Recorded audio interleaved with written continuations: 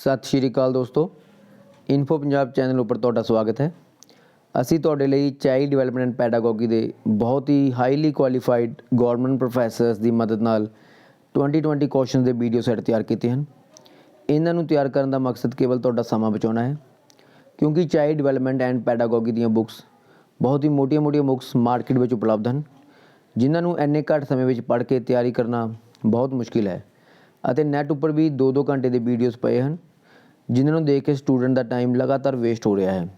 ਸੋ ਤੁਹਾਡੇ ਕੀਮਤੀ ਸਮੇਂ ਨੂੰ ਬਚਾਉਣ ਲਈ ਅਸੀਂ ਲੈ ਕੇ ਆਏ ਹਾਂ ਤੁਹਾਡੇ ਲਈ 2020 ਕੁਐਸਚਨ ਸੈੱਟ, ਜੋ ਕਿ 10 ਵੀਡੀਓਜ਼ ਦੀ ਮਦਦ ਨਾਲ ਤੁਹਾਡੇ ਤੱਕ ਪਹੁੰਚਾਏ ਜਾਣਗੇ ਔਰ ਚਾਈਲਡ ਡਿਵੈਲਪਮੈਂਟ ਪੈਡਾਗੋਗੀ ਦਾ ਸਾਰਾ ਸਿਲੇਬਸ ਚੁਟਕੀਆਂ ਦੇ ਵਿੱਚ ਕਵਰ ਕੀਤਾ ਜਾਵੇਗਾ।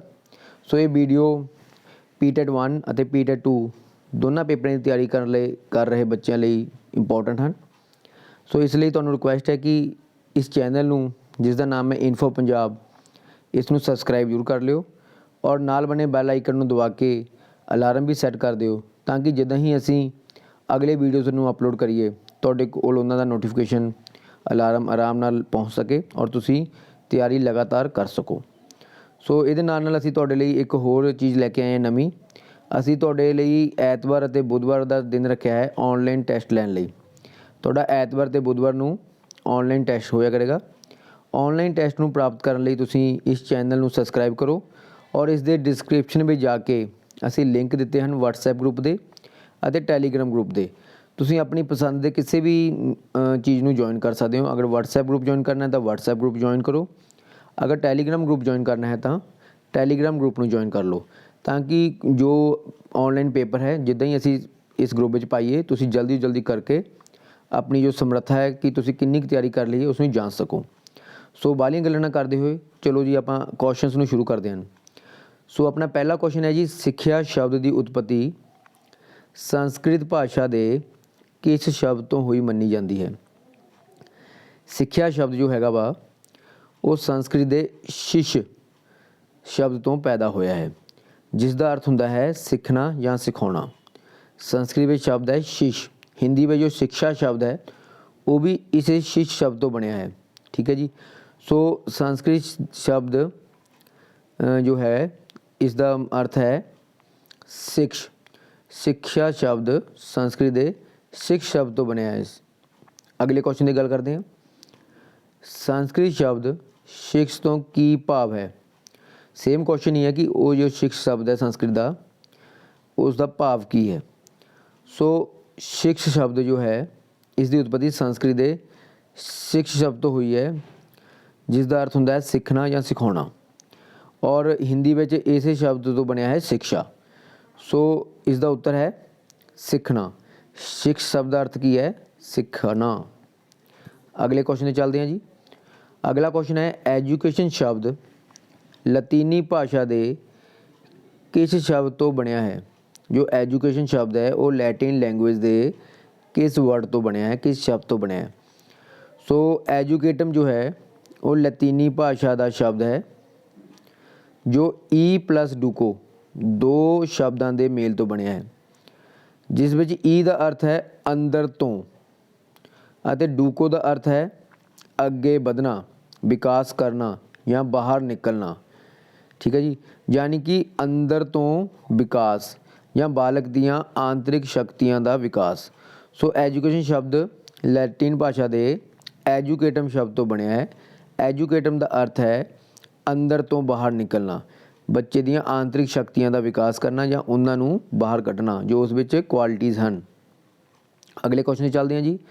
ਅਗਲਾ ਕੁਐਸਚਨ ਹੈ, ਐਜੂਕੇਟਮ ਸ਼ਬਦ ਤੋਂ ਕੀ ਭਾਵ ਹੈ? ਸੋ ਸੇਮ ਕੁਐਸਚਨ ਹੀ ਹੈ। ਜੋ ਐਜੂਕੇਟਮ ਸ਼ਬਦ ਹੈ ਉਹ ਲੈਟਿਨ ਲੈਂਗੁਏਜ ਦਾ ਵਰਡ ਹੈ, ਜਿਸ ਦਾ ਮਤਲਬ ਹੈ ਕਿ ਈ ਮੀਨਸ ਅੰਦਰੋਂ ਔਰ ਡੂਕੋ ਮੀਨਸ ਬਾਹਰ ਕੱਢਣਾ, ਜਾਂ ਫਿਰ ਆਪਾਂ ਕਹਿ ਸਕਦੇ ਹਾਂ ਕਿ educatum means art of teaching and learning, ਭਾਵ ਵਿਦਿਆਰਥੀ ਦੇ ਅੰਦਰ ਦੀਆਂ ਖੂਬੀਆਂ ਨੂੰ ਬਾਹਰ ਕੱਢਣ ਦੀ ਜੋ ਆਰਟ ਹੈ।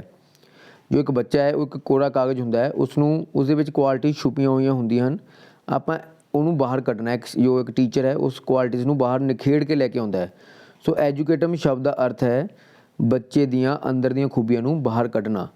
ਸੋ ਐਜੂਕੇਟਮ ਸ਼ਬਦ ਦਾ ਅਰਥ ਹੈ ਅੰਦਰੋਂ ਬਾਹਰ ਆਉਣਾ। ਅਗਲੇ ਕੁਐਸਚਨ 'ਤੇ ਚੱਲਦੇ ਹਾਂ। मनोविज्ञान की नींह किस पुस्तक द्वारा रखी गई है? सो मनोविज्ञान की नींह किसने रखी है जी? विलियम जेम्स ने। सो ये जो ये किताब है ये पूछा गया क्वेश्चन में कि मनोविज्ञान की नींह किस पुस्तक द्वारा रखी गई है। सो ये जो किताब है जिस पुस्तक राही मनोविज्ञान की नींव रखी गई है ये 1890 में विलियम जेम्स जो कि एक अमेरिकन फिलोसफर सन ਅਤੇ ਸਾਈਕੋਲੋਜਿਸਟ ਸਨ ਉਹਨਾਂ ਵੱਲੋਂ ਲਿਖੀ ਗਈ ਸੀ। ਸੋ ਇਸ ਬੁੱਕ ਦਾ ਨਾਮ ਸੀ the principle of psychology. So principle of psychology book ਦੁਆਰਾ ਮਨੋਵਿਗਿਆਨ ਦੀ ਜੋ ਨੀਂਹ ਰੱਖੀ ਗਈ ਹੈ ਵਿਲੀਅਮ ਜੇਮਸ ਇਸ ਦੇ ਪਿਤਾਮਾ ਮੰਨੇ ਜਾਂਦੇ ਹਨ। ਅਗਲੇ ਕੁਐਸਚਨ 'ਤੇ ਚੱਲਦੇ ਹਨ। अगला क्वेश्चन है जी प्रिंसीपल ऑफ साइकोलॉजी की रचना किसने की थी? Same question, principal of psychology की रचना किसने की थी? सो जो ये बुक है द प्रिंसीपल ऑफ साइकोलॉजी ये विलियम जेम्स वालों लिखी गई है। सो इस बुक की रचना विलियम जेम्स ने की है। अगले क्वेश्चन चलते हैं जी। Question number 7 principle of psychology की रचना किस देश में की गई? विलियम जेम्स ने ये बुक लिखी है। हुण अपन नूं क्वेश्चन पूछा गया कि इस बुक की रचना किस देश में की गई? सो उत्तर है जी अमेरिका। इस बुक की रचना अमेरिका दे विच कीती गई। ये किताब 1890 में विलियम जेम्स जो कि एक अमेरिकन फिलोसफर सन अते साइकोलॉजिस्ट सन उन्हां वल्लों ये किताब लिखी गई है और ये किताब अमेरिका दे विच लिखी गई क्योंकि विलियम जेम्स अमेरिकन सन। अगले क्वेश्चन ते चलते हैं जी। मनोविज्ञान का पितामह किसनूं कहा जाता है? जो मनोविज्ञान है साइकोलॉजी है इसका पितामह किसनूं कहा जाता है? आप गल कर रहे हैं पुराने समय की जदों शुरू में ये साइकोलॉजी जो एक विषय बनना शुरू होया। सो इसका पितामह पुराने समय के अरस्तू नूं कहा जाता है। अरिस्टोटल कहते इंग्लिश में। अरस्तू 384 ईसा पूर्व यूनानी दार्शनिक होए सन। वो प्लेटो के शिष्य सन अते सिकंदर के गुरु सन। वो लाइसम की स्थापना उन्होंने लाइसम की स्थापना की है जो कि एक मनोविज्ञान का प्रीपॉटिक स्कूल सी। मतलब उन्होंने अपने समय में एक स्कूल बनाया प्रीपैटिक स्कूल जिन्हों कहते हैं। और अरस्तू एक बहुत ही महान दार्शनिक हुए हैं। 384 ईसा पूर्व उन्होंने मनोविज्ञान जो है विषय उसकी शुरुआत की थी। सो इसनों पुराने समय में मनोविज्ञान का जो है पितामह कहा जा सकता है। अगले क्वेश्चन चलते हैं जी। अगला क्वेश्चन है आधुनिक। हुण देखो पहला पुराने की गल हो रही सी कि मनोविज्ञान का पितामह अरस्तू है क्योंकि 384 ईसा पूर्व। हुण गल आ रही है जी आधुनिक मनोविज्ञान का पितामह किसनूं मन्निया जाता है? सो आधुनिक मनोविज्ञान के पितामह हैं विलियम जेम्स। तुसीं विलियम जेम्स बारे पिछले क्वेश्चन में भी पढ़ चुके हो कि उन्होंने the principal of psychology book लिखी है। सो विलियम जेम्स एक अमेरिकी दार्शनिक ਅਤੇ मनोविज्ञानी सन। इन्होंने मनोविज्ञान नूं दर्शन शास्त्र तो अलग किया। सो पहला की सी मनोविज्ञान जो सीगा दर्शन शास्त्र का हिस्सा सीगा, इसनूं इहदे विच ही पढ़ाया जाता सी। पर विलियम जेम्स ने इस सबजैक्ट नूं एक अलग विषय का रूप दिता, इसलिए इसनूं आधुनिक मनोविज्ञान का पितामह भी कहा जाता है। सो विलियम जेम्स ये आधुनिक मनोविज्ञान के जनक कहे जाते हैं। इन्हां वल्लों ही जो प्रिंसीपल ऑफ साइकोलॉजी बुक लिखी गई है और ये आधुनिक मनोविज्ञान के पितामह इन्हों मन्निया जाता है विलियम जेम्स जी नूं। अगला है जी क्वेश्चन 10 आरंभ विच मनोविज्ञान नूं किस दी एक शाखा मन्निया जाता सी? यानी कि जदों आपां गल करते हैं अरस्तू के जमाने की 384 ईसा पूर्व तो लैके जदों ये विषय बनना शुरू होया तो एक अलग विषय नहीं सी। ये जो है किस दे विच पढ़ाया जाता सीगा? इसनूं फिलोसफी दे विच पढ़ाया जाता सीगा। जो मनोविज्ञान है साइकोलॉजी है इसनूं फिलोसफी का ही हिस्सा मन्निया जाता सीगा। फिलोसफी विषय दे विच इसनूं रख के पढ़ाया जाता सीगा। विलियम जेम्स जो अमेरिकी दार्शनिक होए अते मनोविज्ञानिक होए उन्होंने मनोविज्ञान नूं दर्शन शास्त्र यानी कि फिलोसफी दर्शन शास्त्र यानी फिलोसफी तो अलग किया और एक नवा विषय बना के पेश किया। इसलिए इसनूं इन्हां नूं आधुनिक मनोविज्ञान के पितामह भी कहा जाता है। अगले क्वेश्चन पर चलते हैं जी। 16वीं सदी विच मनोविज्ञान नूं किस दा विज्ञान मन्निया गया? सो 16वीं सदी विच देखो पुराना समा सी और उस समय मनोविज्ञान नूं आत्मा का विज्ञान मन्निया गया। मनोविज्ञान शब्द पहली बार 16वीं सदी विच फिलोसफी विषय विच आया। ठीक है जी। ये दो ਗ੍ਰੀਕ ਸ਼ਬਦ ਸਾਈਕੋ ਅਤੇ ਲੋਪਸ ਦੇ ਮੇਲ ਤੋਂ ਬਣਿਆ ਹੈ। ਸਾਈਕੋ ਦਾ ਅਰਥ ਹੈ ਸਾਊਲ ਔਰ ਲੋਗਸ ਦਾ ਅਰਥ ਹੈ ਅਧਿਐਨ, ਯਾਨੀ ਕਿ ਆਤਮਾ ਦਾ ਅਧਿਐਨ। ਮਨੋਵਿਗਿਆਨ ਨੂੰ ਇੰਗਲਿਸ਼ ਵਿੱਚ ਕਹਿੰਦੇ ਆ ਸਾਈਕੋਲੋਜੀ। ਸਾਈਕੋਲੋਜੀ ਦੋ ਸ਼ਬਦਾਂ ਦੇ ਮੇਲ ਤੋਂ ਬਣੀ ਹੈ, ਸਾਈਕੋ ਅਤੇ ਲੋਗਸ।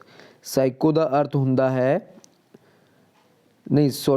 ਸਾਈਕੋ ਦਾ ਅਰਥ ਹੁੰਦਾ ਹੈ ਆਤਮਾ ਯਾਨੀ ਕਿ ਸਾਊਲ, ਔਰ ਲੋਗਸ ਦਾ ਅਰਥ ਹੁੰਦਾ ਹੈ ਅਧਿਐਨ, ਯਾਨੀ ਕਿ ਆਤਮਾ ਦਾ ਅਧਿਐਨ। ਸੋ 16ਵੀਂ ਸਦੀ ਵਿੱਚ ਮਨੋਵਿਗਿਆਨ ਨੂੰ ਕਿਸ ਚੀਜ਼ ਦਾ ਅਧਿਐਨ ਮੰਨਿਆ ਜਾਂਦਾ ਸੀ? ਆਤਮਾ ਦਾ ਅਧਿਐਨ। ਪਰ ਸਮੇਂ ਦੇ ਨਾਲ ਨਾਲ ਇਹ ਜੋ ਹੈ ਅਰਥ ਬਦਲਦੇ ਗਏ, ਜਿਵੇਂ ਜਿਵੇਂ ਇਨਸਾਨ ਨੂੰ ਸਮਝ ਆਉਂਦੀ ਗਈ, ਜਿਵੇਂ ਜਿਵੇਂ ਉਹ ਤਰੱਕੀ ਕਰਦਾ ਗਿਆ, ਧਾਰਮਿਕ ਵਿਸ਼ਵਾਸ ਘਟਦੇ ਗਏ, ਸੋ ਉਵੇਂ ਉਵੇਂ ਸਾਈਕੋਲੋਜੀ ਦੇ ਸ਼ਬਦ ਦੇ ਅਰਥ ਬਦਲਦੇ ਗਏ। ਹੁਣ ਜਿਵੇਂ ਅਗਲਾ ਕੁਐਸਚਨ ਆ ਗਿਆ 17ਵੀਂ ਸਦੀ, ਪਹਿਲਾਂ 16ਵੀਂ ਸਦੀ ਸੀ ਨਾ, ਹੁਣ ਆ ਗਿਆ 17ਵੀਂ ਸਦੀ ਵਿੱਚ ਮਨੋਵਿਗਿਆਨ ਨੂੰ ਕਿਸ ਦਾ ਵਿਗਿਆਨ ਮੰਨਿਆ ਗਿਆ? 17ਵੀਂ ਸਦੀ ਵਿੱਚ ਆ ਕੇ ਮਨੋਵਿਗਿਆਨ ਨੂੰ, ਸਾਈਕੋਲੋਜੀ ਨੂੰ ਮਨ ਦਾ ਵਿਗਿਆਨ ਮੰਨਿਆ ਗਿਆ। 16ਵੀਂ ਸਦੀ ਵਿੱਚ ਮੰਨਦੇ ਸੀਗੇ ਇਸ ਨੂੰ ਆਤਮਾ ਨਾਲ ਸੰਬੰਧਿਤ ਕੀਤਾ ਸੀ ਇਹਨੂੰ, ਔਰ 17ਵੀਂ ਸਦੀ ਵਿੱਚ ਆ ਕੇ ਇਸ ਨੂੰ ਮਨ ਦਾ ਵਿਗਿਆਨ ਮੰਨਿਆ ਜਾਣ ਲੱਗ ਗਿਆ। ਸੋ 17ਵੀਂ ਸਦੀ ਵਿੱਚ ਆਤਮਾ ਦੇ ਵਿਗਿਆਨ ਵਾਲੀ ਪਰਿਭਾਸ਼ਾ ਜੋ ਹੈ ਆਪ ਸਵੀਕਾਰ ਕਰ ਦਿੱਤੀ ਗਈ। ਜਿਵੇਂ ਜਿਵੇਂ ਧਾਰਮਿਕ ਵਿਸ਼ਵਾਸ ਘਟਦੇ ਗਏ, ਲੋਕਾਂ ਦਾ ਆਤਮਾ ਤੋਂ ਜਾਂ ਹੋਰ ਚੀਜ਼ਾਂ ਤੋਂ ਵਿਸ਼ਵਾਸ ਉੱਠਦਾ ਗਿਆ, ਸੋ ਉਸ ਸਮੇਂ ਵਿੱਚ ਆ ਕੇ 17ਵੀਂ ਸਦੀ ਵਿੱਚ ਜੋ ਆਤਮਾ ਦੇ ਵਿਗਿਆਨ ਵਾਲੀ ਪਰਿਭਾਸ਼ਾ ਸੀ ਉਸ ਨੂੰ ਪੂਰੀ ਤਰ੍ਹਾਂ ਅਸਵੀਕਾਰ ਕਰ ਦਿੱਤਾ ਗਿਆ। ਜੋ ਨਵੇਂ ਪ੍ਰੋਫੈਸਰਸ ਜਾਂ ਸਾਈਕੋਲੋਜਿਸਟ ਪੈਦਾ ਹੋਏ ਜਾਂ ਮਨੋਵਿਗਿਆਨੀ ਪੈਦਾ ਹੋਏ, ਜਿਨ੍ਹਾਂ ਵਿੱਚ ਜੌਨ ਲੌਕ, ਪੋਂਪੋਲੋਜੀ, ਥੋਮਸ ਰੀਡ ਆਦਿ ਮਨੋਵਿਗਿਆਨੀਆਂ ਨੇ ਇਸ ਨੂੰ ਮਨ ਦਾ ਵਿਗਿਆਨ ਕਿਹਾ। ਸੋ ਤੁਸੀਂ ਇਹ ਵਿਗਿਆਨੀਆਂ ਦੇ ਨਾਮ ਯਾਦ ਕਰ ਲੈਣੇ ਆ ਜੋ ਇਸ ਨੂੰ ਮਨ ਦਾ ਵਿਗਿਆਨ ਕਹਿੰਦੇ ਸਨ। ਜੌਨ ਲੌਕ, ਪੈਂਪੋਲੋਜੀ, ਥੋਮਸ ਰੀਡ, ਇਹ ਤਿੰਨ ਵਿਗਿਆਨੀ ਜੋ ਹੈ ਇਸ ਦੇ ਸੰਸਥਾਪਕ ਨੇ ਜਾਂ ਇਸ ਦੇ ਸਪੋਰਟ ਕਰਦੇ ਸਨ ਕਿ ਜੋ ਸਾਈਕੋਲੋਜੀ ਹੈ ਉਹ ਮਨ ਦਾ ਵਿਗਿਆਨ ਹੈ। ਹੁਣ ਚੱਲਦੇ ਹਾਂ ਜੀ ਅਗਲੇ ਕੁਐਸਚਨ ਵੱਲ। ਅਗਲਾ ਕੁਐਸਚਨ ਹੈ 19ਵੀਂ ਸਦੀ ਵਿੱਚ ਮਨੋਵਿਗਿਆਨ ਨੂੰ ਕਿਸ ਦਾ ਵਿਗਿਆਨ ਮੰਨਿਆ ਗਿਆ? ਸੋ ਆਪਾਂ ਪੜ੍ਹ ਚੁੱਕੇ ਹਾਂ ਕਿ 16ਵੀਂ ਸਦੀ ਵਿੱਚ ਇਹ ਆਤਮਾ ਦਾ ਵਿਗਿਆਨ ਸੀ, 17ਵੀਂ ਵਿੱਚ ਆ ਕੇ ਇਹ ਮਨ ਦਾ ਹੋ ਗਿਆ। ਹੁਣ ਪੁੱਛਿਆ ਜਾ ਰਿਹਾ ਕਿ 19ਵੀਂ ਸਦੀ ਵਿੱਚ ਕਿਸ ਦਾ ਵਿਗਿਆਨ, ਜੋ ਮਨੋਵਿਗਿਆਨ ਹੈ, ਇਸ ਨੂੰ ਕਿਸ ਦਾ ਵਿਗਿਆਨ ਮੰਨਿਆ ਗਿਆ? ਸੋ 19ਵੀਂ ਸਦੀ ਵਿੱਚ ਇਸ ਨੂੰ ਚੇਤਨਾ ਦਾ ਵਿਗਿਆਨ ਮੰਨਿਆ ਗਿਆ ਕਿ ਇਸ ਵਿੱਚ ਮਨੁੱਖ ਦੀ ਚੇਤਨਾ ਦਾ ਅਧਿਐਨ ਕੀਤਾ ਜਾਂਦਾ ਹੈ। ਸੋ 19ਵੀਂ ਸਦੀ ਵਿੱਚ ਤੀਸਰੀ ਵਿਚਾਰਧਾਰਾ ਆ ਗਈ ਜਿਸ ਵਿੱਚ ਮਨੋਵਿਗਿਆਨ ਨੂੰ ਚੇਤਨਾ ਦਾ ਵਿਗਿਆਨ ਮੰਨਿਆ ਜਾਣ ਲੱਗਿਆ। ਸੋ ਇਹਦੇ ਜੋ ਪ੍ਰਤੀਪਾਦਕ ਸਨ ਜਾਂ ਇਸ ਦੀ ਸਪੋਰਟ ਕਰਨ ਵਾਲੇ ਸਨ ਪ੍ਰੋਫੈਸਰ ਜਾਂ ਮਨੋਵਿਗਿਆਨੀ, ਉਹਨਾਂ ਦੇ ਨਾਮ ਸਨ ਵਿਲੀਅਮ ਵੁੰਟ, E.V. ਟਿਚਨਰ, ਵਿਲੀਅਮ ਜੇਮਸ ਆਦਿ ਮਨੋਵਿਗਿਆਨੀਆਂ ਨੇ ਇਸ ਨੂੰ ਸਮਰਥਨ ਕੀਤਾ, ਇਸ ਵਿਚਾਰਧਾਰਾ ਦਾ ਸਮਰਥਨ ਕੀਤਾ। ਯਾਨੀ ਕਿ 19ਵੀਂ ਸਦੀ ਵਿੱਚ ਆ ਕੇ ਮਨੋਵਿਗਿਆਨ ਨੂੰ ਚੇਤਨਾ ਦਾ ਵਿਗਿਆਨ ਮੰਨਿਆ ਜਾਣ ਲੱਗਿਆ। 16ਵੀਂ ਸਦੀ ਵਿੱਚ ਆਤਮਾ ਦਾ, 17ਵੀਂ ਸਦੀ ਵਿੱਚ ਇਸ ਨੂੰ ਜੋ ਹੈ ਤੁਸੀਂ ਦੇਖ ਸਕਦੇ ਹੋ ਮਨ ਦਾ ਵਿਗਿਆਨ ਮੰਨਿਆ ਗਿਆ, ਔਰ 19ਵੀਂ ਸਦੀ ਵਿੱਚ ਆ ਕੇ ਇਸ ਨੂੰ ਚੇਤਨਾ ਦਾ ਵਿਗਿਆਨ ਮੰਨਿਆ ਜਾਣ ਲੱਗਿਆ। ਹੁਣ ਚੱਲਦੇ ਹਾਂ ਜੀ ਆਪਾਂ ਅਗਲੇ ਕੁਐਸਚਨ ਵੱਲ। ਅਗਲਾ ਕੁਐਸਚਨ ਹੈ ਅੱਜ ਕੱਲ੍ਹ, ਹੁਣ ਆਪਣੇ ਜ਼ਮਾਨੇ ਦੀ ਗੱਲ ਆ ਗਈ, ਅੱਜ ਕੱਲ੍ਹ ਮਨੋਵਿਗਿਆਨ ਨੂੰ ਕਿਸ ਦਾ ਵਿਗਿਆਨ ਮੰਨਿਆ ਜਾਂਦਾ ਹੈ? ਸੋ ਅੱਜ ਕੱਲ੍ਹ ਕੀ ਹੈ, ਮਨੋਵਿਗਿਆਨ ਨੂੰ, ਸਾਈਕੋਲੋਜੀ ਨੂੰ ਵਿਵਹਾਰ ਦਾ ਗਿਆਨ ਮੰਨਿਆ ਜਾਂਦਾ ਹੈ ਕਿ ਇਸ ਵਿੱਚ ਬੱਚੇ ਦੇ ਬਿਹੇਵੀਅਰ ਦਾ ਅਧਿਐਨ ਕੀਤਾ ਜਾਂਦਾ ਹੈ। ਸੋ 20ਵੀਂ ਸਦੀ ਵਿੱਚ ਚੌਥੀ ਨਵੀਨਤਮ ਵਿਚਾਰਧਾਰਾ ਆ ਗਈ ਜਿਸ ਵਿੱਚ ਮਨੋਵਿਗਿਆਨ ਨੂੰ ਵਿਵਹਾਰ ਦਾ ਵਿਗਿਆਨ ਮੰਨਿਆ ਜਾਣ ਲੱਗਿਆ। ਸੋ ਇਸ ਦੇ ਜੋ ਸੰਸਥਾਪਕ ਨੇ ਜਾਂ ਇਸ ਦੀ ਸਪੋਰਟ ਕਰਨ ਵਾਲੇ ਕੌਣ ਸਨ? ਵਾਟਸਨ, ਮਤ, ਵਿਲੀਅਮ ਜੇਮਸ ਆਦਿ ਮਨੋਵਿਗਿਆਨੀਆਂ ਨੇ ਇਸ ਵਿਚਾਰਧਾਰਾ ਦਾ ਸਮਰਥਨ ਕੀਤਾ ਕਿ ਜੋ ਸਾਈਕੋਲੋਜੀ ਹੈ ਉਹ ਬੱਚੇ ਦੇ ਬਿਹੇਵੀਅਰ ਦਾ ਅਧਿਐਨ ਹੈ, ਵਿਵਹਾਰ ਦਾ ਅਧਿਐਨ ਹੈ। ਸੋ ਅੱਜ ਕੱਲ੍ਹ ਇਸ ਨੂੰ ਵਿਵਹਾਰ ਦਾ ਅਧਿਐਨ ਮੰਨਿਆ ਜਾਂਦਾ ਹੈ। ਹੁਣ ਆਪਾਂ ਆ ਗਏ ਹਾਂ ਜੀ ਅਗਲੇ ਕੁਐਸਚਨ 'ਤੇ। ਅਗਲਾ ਕੁਐਸਚਨ ਜੋ ਆਪਾਂ ਪੜ੍ਹਨ ਜਾ ਰਹੇ ਹਾਂ ਇਹ ਬਹੁਤ ਹੀ ਇੰਪੋਰਟੈਂਟ ਕੁਐਸਚਨ ਹੈ। ਇਹ ਜੋ ਲਾਈਨਾਂ ਲਿਖੀਆਂ ਗਈਆਂ ਨੇ ਇਹਨਾਂ ਲਾਈਨਾਂ ਨੂੰ ਤੁਸੀਂ ਯਾਦ ਕਰ ਲੈਣਾ ਹੈ, ਆਪਣੇ ਦਿਮਾਗ ਵਿੱਚ ਫਿੱਟ ਕਰ ਲੈਣਾ ਹੈ, ਔਰ ਇਹਨਾਂ ਲਾਈਨਾਂ ਨੂੰ 10-15 ਵਾਰ ਦੁਹਰਾ ਲਿਓ ਤਾਂ ਕਿ ਤੁਹਾਨੂੰ ਇਹ ਲਾਈਨਾਂ ਯਾਦ ਹੋ ਜਾਣ। ਇਹ ਲਾਈਨਾਂ ਦੇ ਵਿੱਚ ਸਾਰੀ ਸਾਈਕੋਲੋਜੀ ਦੀ ਹਿਸਟਰੀ ਲੁਕੀ ਪਈ ਹੈ। ਸੋ ਇਹ ਲਾਈਨਾਂ ਹਨ ਜੀ, ਸਭ ਤੋਂ ਪਹਿਲਾਂ ਮਨੋਵਿਗਿਆਨ ਨੇ ਆਪਣੀ ਆਤਮਾ ਦਾ ਤਿਆਗ ਕੀਤਾ, ਫਿਰ ਆਪਣੇ ਮਨ ਦਾ ਤਿਆਗ ਕੀਤਾ, ਫਿਰ ਆਪਣੀ ਚੇਤਨਾ ਦਾ ਤਿਆਗ ਕੀਤਾ, ਅਤੇ ਹੁਣ ਇਹ ਵਿਵਹਾਰ ਦੇ ਢੰਗ ਨੂੰ ਅਪਣਾਉਂਦਾ ਹੈ। ਇਹ ਸ਼ਬਦ ਕਿਸ ਦੇ ਹਨ। ਸੋ ਇਹਨਾਂ ਲਾਈਨਾਂ ਦੇ ਵਿੱਚ ਜੋ ਆਪਾਂ ਪਿੱਛੇ ਪੜ੍ਹ ਕੇ ਹਟੇ ਹਾਂ ਸਾਈਕੋਲੋਜੀ ਬਾਰੇ, ਮਨੋਵਿਗਿਆਨ ਬਾਰੇ, ਸਾਰਾ ਕੁਝ ਇਹਨਾਂ ਸ਼ਬਦਾਂ ਦੇ ਵਿੱਚ ਸਮੇਟ ਦਿੱਤਾ ਗਿਆ ਹੈ। ਜਿਵੇਂ ਕਿ ਇਹਦੇ ਵਿੱਚ ਕਿਹਾ ਗਿਆ ਹੈ ਕਿ 16ਵੀਂ ਸਦੀ ਵਿੱਚ ਆਤਮਾ ਦਾ ਵਿਗਿਆਨ ਆਪਾਂ ਮੰਨਦੇ ਸੀ ਮਨੋਵਿਗਿਆਨ ਨੂੰ, ਫਿਰ ਉਸਨੇ ਇਸ ਨੂੰ ਮੰਨਣਾ ਬੰਦ ਕਰ ਦਿੱਤਾ ਗਿਆ। ਜਿਵੇਂ ਜਿਵੇਂ ਧਾਰਮਿਕ ਵਿਸ਼ਵਾਸਾਂ ਤੋਂ ਲੋਕਾਂ ਦਾ ਵਿਸ਼ਵਾਸ ਉੱਠਦਾ ਗਿਆ, ਆਤਮਾ ਦੀ ਜੋ ਵਿਗਿਆਨ ਹੈ ਇਸ ਨੂੰ ਮੰਨਣਾ ਬੰਦ ਕਰ ਦਿੱਤਾ ਗਿਆ। ਫਿਰ ਇਸ ਨੂੰ ਕਿਸ ਦਾ ਵਿਗਿਆਨ ਮੰਨਿਆ ਗਿਆ? ਮਨ ਦਾ ਵਿਗਿਆਨ ਮੰਨਿਆ ਗਿਆ। 17ਵੀਂ ਸਦੀ ਵਿੱਚ ਆ ਕੇ ਇਹ ਕਿਹਾ ਜਾਣ ਲੱਗਾ ਕਿ ਇਹ ਮਨ ਦਾ ਵਿਗਿਆਨ ਹੈ। ਫਿਰ 18ਵੀਂ ਸਦੀ ਨਿਕਲੀ ਔਰ 19ਵੀਂ ਸਦੀ ਜਦੋਂ ਆਈ ਤਾਂ ਮਨ ਦੇ ਵਿਗਿਆਨ ਦੀ ਜਗ੍ਹਾ ਇਸ ਨੂੰ ਚੇਤਨਾ ਦਾ ਵਿਗਿਆਨ ਮੰਨਿਆ ਜਾਣ ਲੱਗ ਗਿਆ। ਸੋ ਇਹ ਜੋ ਲਾਈਨਾਂ ਨੇ ਤੁਸੀਂ ਯਾਦ ਕਰ ਲੈਣੀਆਂ ਨੇ। ਆਪਾਂ ਨੂੰ ਪ੍ਰਸ਼ਨ ਵਿੱਚ ਪੁੱਛਿਆ ਗਿਆ ਕਿ ਇਹ ਲਾਈਨਾਂ ਕਿਸ ਨੇ ਕਹੀਆਂ ਸਨ। ਸੋ ਇਹ ਲਾਈਨਾਂ ਜੋ ਹੈ ਇਹ ਸ਼ਬਦ ਜੀ ਨੇ, ਇਹ ਸ਼ਬਦ ਕਹੇ ਨੇ ਵੁਡਵਰਥ ਜੀ ਨੇ। ਕਿਹਨਾਂ ਨੇ ਕਹੇ ਸੀ ਇਹ? ਵੁਡਵਰਥ ਜੀ ਦੇ ਸ਼ਬਦ ਨੇ ਇਹ। ਸੋ ਵੁਡਵਰਥ ਕੌਣ ਸਨ? ਰੋਬਰਟ ਐਸ ਵੁਡਵਰਥ ਅਮਰੀਕਨ ਸਾਈਕੋਲੋਜਿਸਟ ਸਨ ਅਤੇ ਵਿਲੀਅਮ ਜੇਮਸ ਦੇ ਸਟੂਡੈਂਟ ਵੀ ਸਨ। ਆਪਾਂ ਪੜ੍ਹਿਆ ਨਾ ਵਿਲੀਅਮ ਜੇਮਸ ਬਾਰੇ ਕਿ ਵਿਲੀਅਮ ਜੇਮਸ ਨੂੰ ਆਧੁਨਿਕ ਸਾਈਕੋਲੋਜੀ ਦਾ ਪਿਤਾਮਾ ਕਿਹਾ ਜਾਂਦਾ ਹੈ ਔਰ ਉਹਨਾਂ ਨੇ ਦਾ ਪ੍ਰਿੰਸੀਪਲ ਆਫ ਸਾਈਕੋਲੋਜੀ ਬੁੱਕ ਵੀ ਲਿਖੀ ਹੈ। ਸੋ ਇਹ ਜੋ ਵੁਡਵਰਥ ਸੀ ਉਹਨਾਂ ਦੇ ਹੀ ਸਟੂਡੈਂਟ ਸਨ ਵਿਲੀਅਮ ਜੇਮਸ ਦੇ, ਔਰ ਇਹ ਖੁਦ ਸਾਈਕੋਲੋਜੀ ਨੂੰ ਵਿਵਹਾਰ, ਮਨੋਵਿਗਿਆਨ ਨੂੰ ਵਿਵਹਾਰ ਅਤੇ ਚੇਤਨਾ ਦਾ ਵਿਗਿਆਨ ਮੰਨਦੇ ਸਨ। ਠੀਕ ਹੈ ਜੀ। ਔਰ ਇਹਨਾਂ ਬਾਰੇ ਸਭ ਤੋਂ ਇੰਪੋਰਟੈਂਟ ਗੱਲ ਇਹ ਹੈ ਕਿ ਵੁਡਵਰਥ ਜੀ ਨੇ ਇੱਕ ਤਾਂ ਇਹ ਵਚਨ ਕਹੇ, ਇਸ ਤੋਂ ਇਲਾਵਾ ਇਹਨਾਂ ਨੇ ਇੱਕ ਥਿਊਰੀ ਪੇਸ਼ ਕੀਤੀ ਹੈ ਸਟਿਮੂਲਸ ਆਰਗੇਨਿਜ਼ਮ ਰਿਸਪੌਂਸ SOR।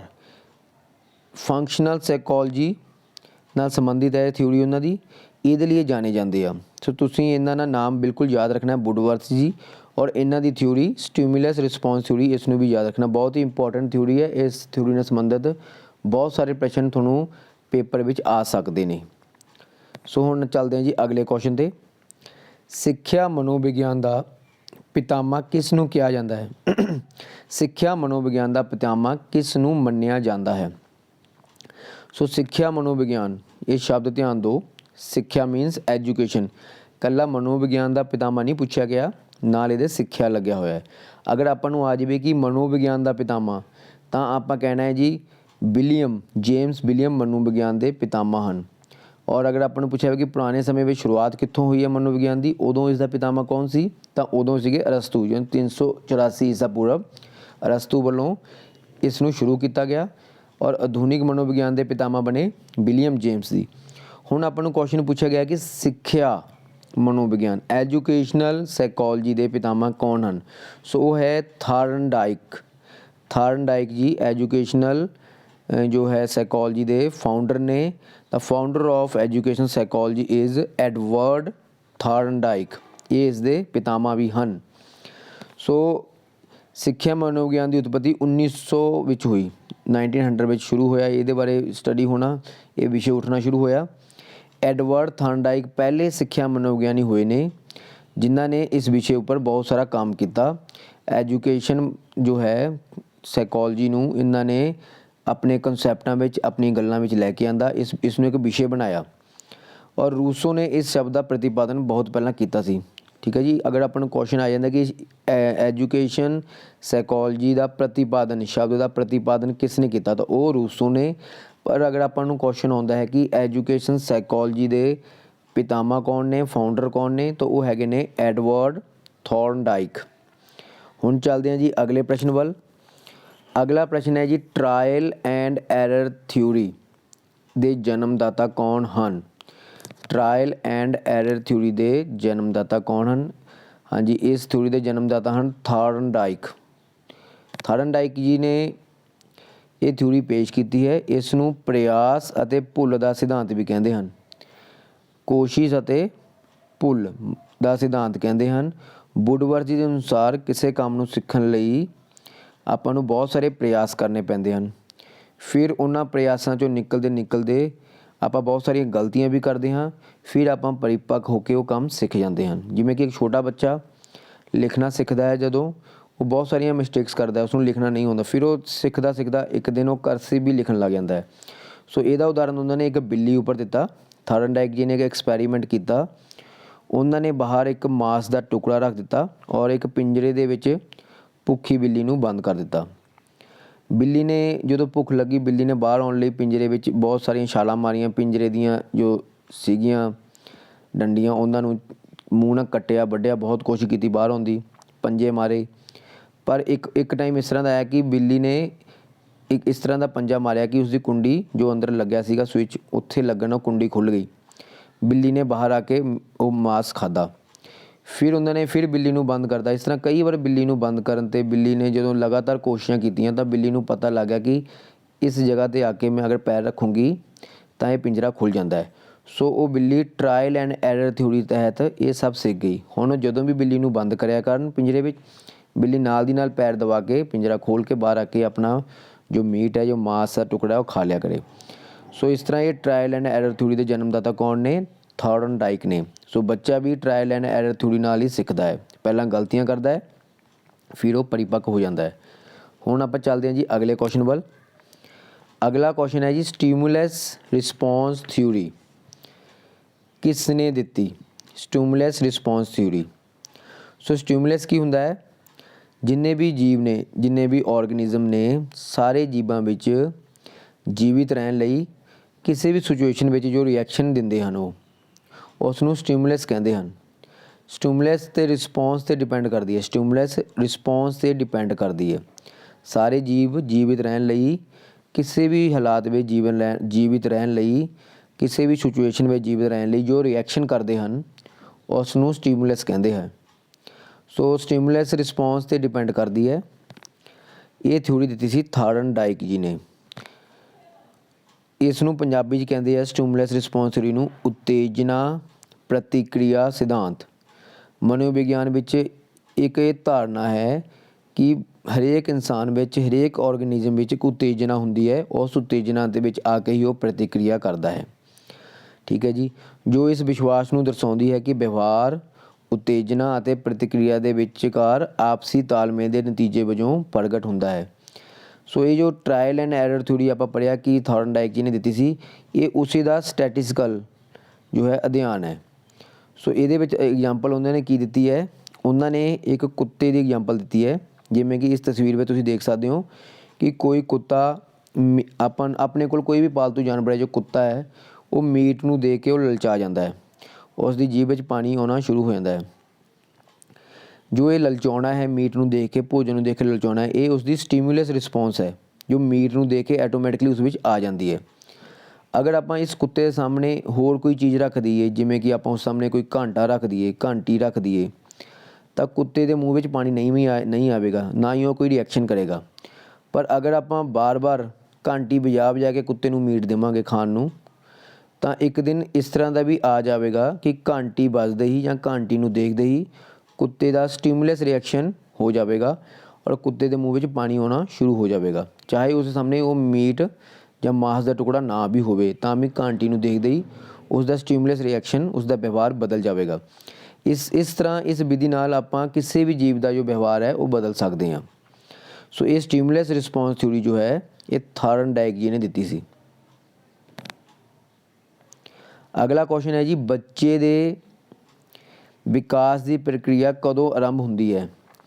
ਜੋ ਬੱਚਾ ਹੈ ਉਸ ਦੇ ਵਿਕਾਸ ਦੀ ਪ੍ਰਕਿਰਿਆ ਕਦੋਂ ਆਰੰਭ ਹੁੰਦੀ ਹੈ?